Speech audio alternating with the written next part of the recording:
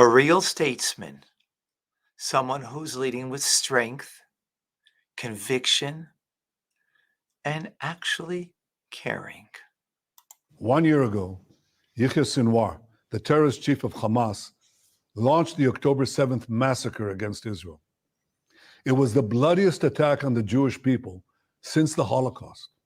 It was the worst attack on the Jewish state since the founding of Israel. Sinwar's terrorists murdered in cold blood 1,200 people. That's elderly people, Holocaust survivors, children. They brutally raped women. They beheaded men. They burned babies alive. And they took some 250 men, 251 women, men, and children hostage to the dungeons of Gaza. Today, the mastermind of this day of sheer evil is no more. Yahya Sinwar is dead. He was killed in Rafah by the brave soldiers of the Israel Defense Forces. While this is not the end of the war in Gaza, it's the beginning of the end. To the people of Gaza, I have a simple message. This war can end tomorrow. It can end if Hamas lays down its arms and returns our hostages. Hamas is holding 101 hostages in Gaza, who are citizens of 23 countries, citizens of Israel, but citizens of many other countries. Israel is committed to doing everything in our power to bring all of them home. And Israel will guarantee the safety of all those who return our hostages. But to those who would harm our hostages, Israel will hunt you down and bring you to justice. I also have a message of hope to the peoples of the region.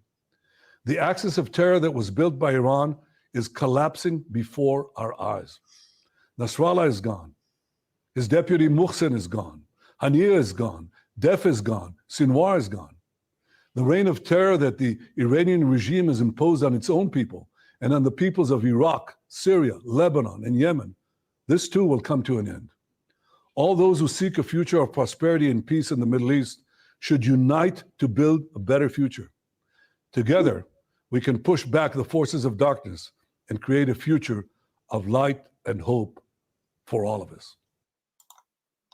Beautiful sentiment, taking into consideration of all the people in the region, and for that matter, all of humanity. Until the forces of evil, of darkness, that ultimately darkness is merely the absence of light, but yet in the moment is darkness, needs to be eradicated in order to allow the ultimate light, the light, a divine light, that is in each and every one of us, because created in the divine image, that light should emerge.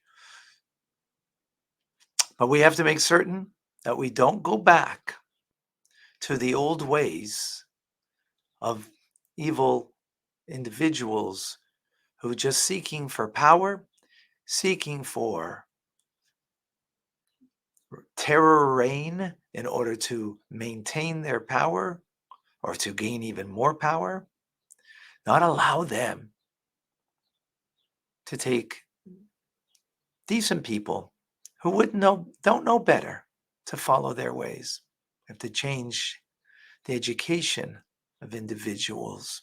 And the basis of individual education and collective education is that we're created in the image of God and that we have a godly purpose here to bring goodness and kindness to the world.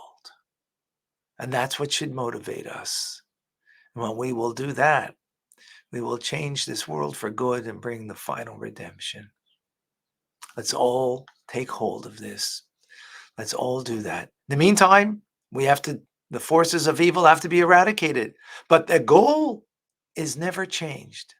It's not to fight with darkness, but it's to bring the light of godliness that's in every single individual, that will be through goodness and kindness. And for every Jew to fulfill the mitzvahs of the Torah, for every non-Jew to fulfill the 7 Noahide laws that were given in the Torah, that we abide by, and that will be a world of good. Let's join together.